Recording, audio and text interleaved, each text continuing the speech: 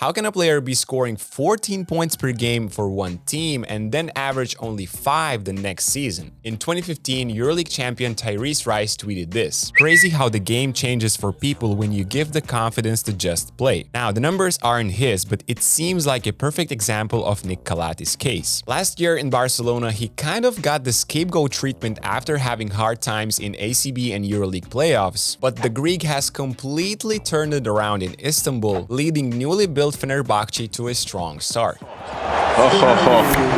What about that? Be honest, all of us have been guilty of judging a player's performance only on his recent games and sometimes not even watching the game tape. That's just the world we live in. We love to jump to conclusions. But there is one underrated factor that happens to be forgotten when evaluating a player: the environment, or in basketball terms, the system he is put in. Barcelona, under coach Jasikevičius, were known as a post-up heavy team. In fact, 14% of Catalonians' possessions ended this way. And that's logical. They had great back-to-back threats in Nikola Mirotic and Brandon Davies, who could rely on their strength and footwork to finish the plays near the rim. Nikola Mirotic with a remarkable finish! Often, they were so unstoppable that the opponents had to send double teams their way. From who? From Nick Calathes. This way, a point guard who is at his best attacking the basket in pick and rolls and transition was forced to take spot-up threes. As one could imagine, the results were average, to say the least. 32% on 73 catch-and-shoot opportunities, which were extremely painful to watch in Barca's quarterfinal series against Bayern, where the 8th-seeded Germans took first-seeded Barca to 5 games. It's open for 3. Doesn't make it. Now, we can't say Charas didn't try to do anything about it. With Nick's confidence shooting the basketball low, he tried a smart move of limiting his exposure to these situations. On post-ups, Calathes was put in the dunker spot near the rim so that when the help comes, the defenders are punished for that immediately with a layup. Putting a point guard in such spot was a genius move that helped both Calathes and Barca, but it simply wasn't possible on every possession. Calathes' natural position is high on the perimeter, and on random post-ups he remained there. Under coach Itoudis in Istanbul, Nick's numbers have seen considerable bump in points per game and three-point shooting percentage. But to me, it is the eye test that lets you see the big difference of how a system can bring the player down or make him shine. Not only Fenerbahce play a more up-tempo style of basketball, they also use the pick and roll much more. That's 2 areas where Calathes excels. It puts more pressure on the Greek to deliver, but asks him to do so in situations where he's most comfortable in. Up there, Devin Booker will... Well, that was too easy. Lovely pass again. Devin Booker deposits. Some of these things we have seen in Barcelona as well. For example, throwing lob passes on high transition seals by the bigs.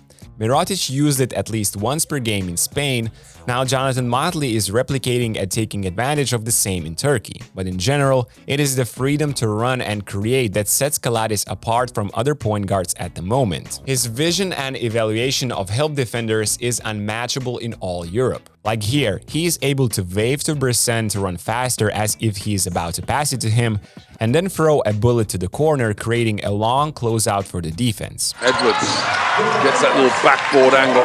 Itoudis has given green light for the Calathes to express himself. Against Monaco, he sees Mike James with his back turned, immediately throws a risky cross-court pass to Wilbekin. That's definitely not planned here, and it leads to a wide-open free for someone else. On the box score, it's an assist for Wilbekin, but we all know who really created the advantage here. Probably the most important aspect of Nick's revival offensively is how 2 coaches approach the defenses, disrespecting Calathes' shooting ability while going under the screen.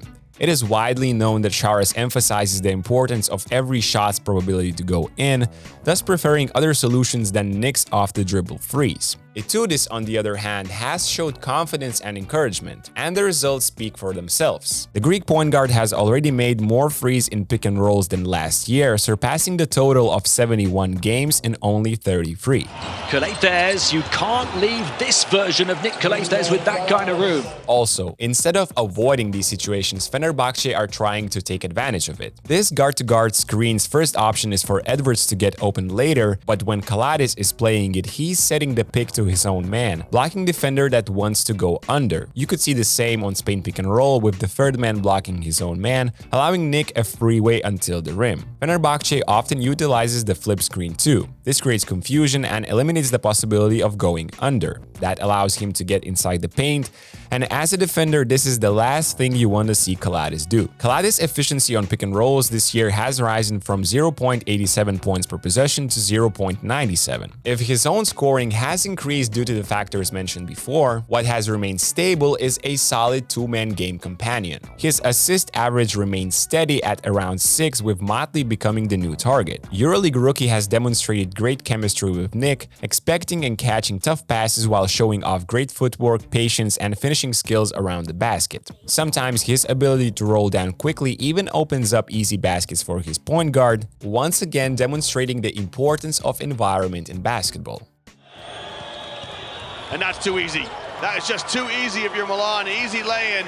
Half of the season is done, and we can safely say that Barcelona's system designed around other great players wasn't the best fit for Calathes. Now, that doesn't mean that Jasikevičius is guilty of any of this or that Nick is a bad player. It simply shows how basketball style of play can influence the way we see players. What other players in similar situations come to your mind? Let me know in the comment section down below, like this video, and I'll see you in the next one.